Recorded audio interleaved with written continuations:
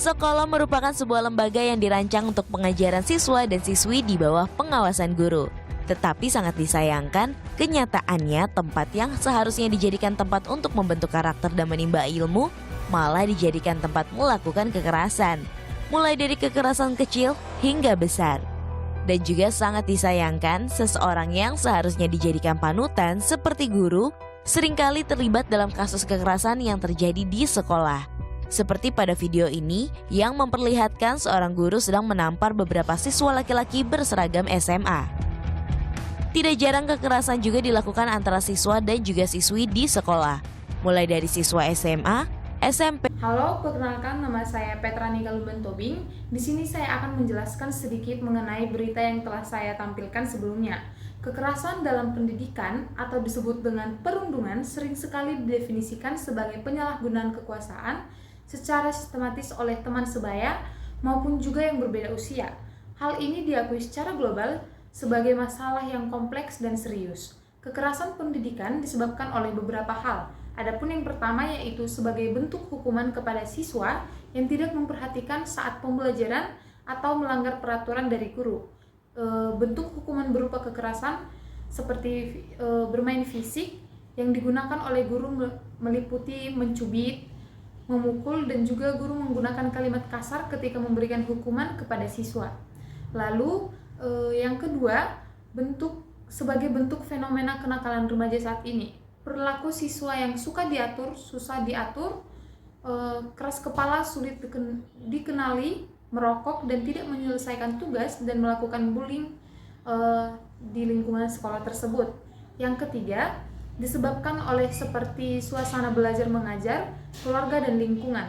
Oleh karena itu, kekerasan dalam pendidikan harus diatasi dan dicari solusinya karena dapat memberikan dampak yang negatif. Menggunakan panggilan yang tidak baik, memukul, mengancam merupakan tipe kekerasan yang kerap sekali terjadi. Tindak kekerasan guru terhadap peserta didik dianggap wajar oleh guru karena peserta didik sekarang sulit untuk diatur sehingga sulit menerapkan kedisiplinannya. Dan guru heran dan beranggapan bahwa peserta didik tidak tersakiti oleh tindakan mereka, yang dimana itu di masa depan seperti peserta didik dapat merasakan manfaat yang dalam tindakan mereka tersebut. Adapun faktor terjadi kekerasan yaitu yang pertama, dorongan berupa inisiatif guru. Tindakan yang dapat diambil atas inisiatif guru biasanya sudah direncanakan sebelumnya sebelum muncul.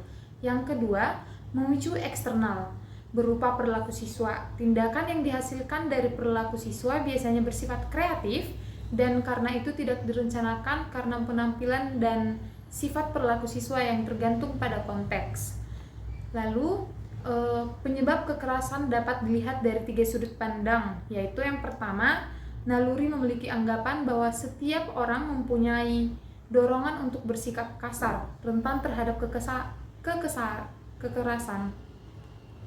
Perilaku kekerasan atau agresif juga dapat dihasilkan dari faktor pembelajaran sosial. Sebagai dasar besar, perilaku dari seseorang diperoleh dari hasil penelitian melalui pengamatan terhadap perilaku oleh seseorang lain yang merupakan model. Lalu sebagian besar kekerasan itu adalah aksi. Kemunculan perilaku kekerasan selalu membutuhkan kehadiran keputusasaan, yang sebaliknya kehadiran keputusasaan selalu mengarah kepada beberapa hal bentuk kekerasan. Sebab kekerasan yang dilakukan guru kepada siswa karena temperamen guru serta perilaku siswa yang tidak baik. Dampak dari kekerasan guru terhadap siswa adalah siswa merasa sedih, sakit hati, marah, dan juga merasa rendah diri. Namun, terdapat siswa yang tidak menganggap serius tindakan guru. Hal ini disebabkan oleh beberapa hal. Yang pertama, siswa tidak menyadari bahwa tindakan kekerasan juga guru merupakan hal yang tidak wajar. Hal ini karena banyaknya tayangan kekerasan di media sosial yang menyebabkan siswa terlihat tampak biasa dengan perilaku kekerasan di sekitar mereka. Lalu yang kedua, siswa merasa mengaku kesalahan dan merasa hukuman layak didapatkan. Terdapat siswa yang tidak mengetahui alasan kekerasan yang dilakukan oleh guru kepada mereka. Penyebabnya adalah guru siswa salah paham dalam menilai perilaku guru terhadap siswa dan siswa tidak merasa melakukan kesalahan. Yang ketiga, kemampuan guru dalam memberitahu kepada siswa mengenai tujuan hukuman yang dilakukan dan harapan setelah hukuman diberikan kepada siswa.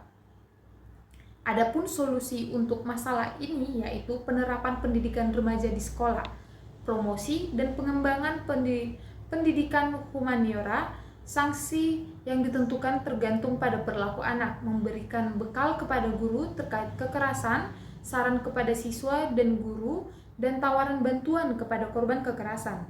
Orang tua dan keluarga tidak boleh asal dalam menentukan lembaga pendidikan yang akan menjadi lokasi anak untuk menuntut ilmu, menjaga komunikasi antara guru dan orang tua dengan baik. Gaya pengasuhan orang tua harus ditekankan pada pemberian dukungan, bukan bentuk hukuman, menghindari secara televisi yang buruk, memberikan solusi terbaik, dan juga rujuk ke psikologi atau psikolog untuk jika terjadi sebuah masalah di rumah. Apabila mengalami kekerasan, siswa harus segera melaporkan kepada orang tua ataupun guru. Beberapa hal yang menghentikan bullying yaitu yang pertama, hentikan kebanyakan pengganggu adalah ketika guru memasuki kelas atau seseorang menyuruh untuk berhenti jika anak-anak melihat atau menyaksikan peristiwa bullying. Cukup untuk segera memberitahukan kepada orang yang lebih dewasa, dan guru harus mengajar siswa untuk selalu membantu ketika berhadapan dengan orang yang keras kepala. Terjadinya kekerasan pada lingkungan tersebut, marah karena terkadang agresi membentuk situasi. Yang kedua, tidak cukup membantu korban dengan mengucapkan kata hentikan kepada para pelaku. Kita dapat fokus untuk membantu korban bullying dalam berlindung. Yang ketiga, abaikan orang yang melakukan bullying. Jika tidak berani, maka solusi terbaik adalah meninggalkan keduanya. Karena pelaku bullying malas melakukan tindakan saat tidak ada yang melihat, malas melakukan tindakan kasar apabila tidak ada yang melihat tindakannya. Keempat, pendidikan dapat melatih siswa mereka untuk melaporkan kekerasan sosial termasuk perilaku kasar kepada orang lain. Sekian penyampaian materi dari saya mengenai kekerasan di sekolah. Semoga apa yang telah saya sampaikan dapat bermanfaat bagi kita.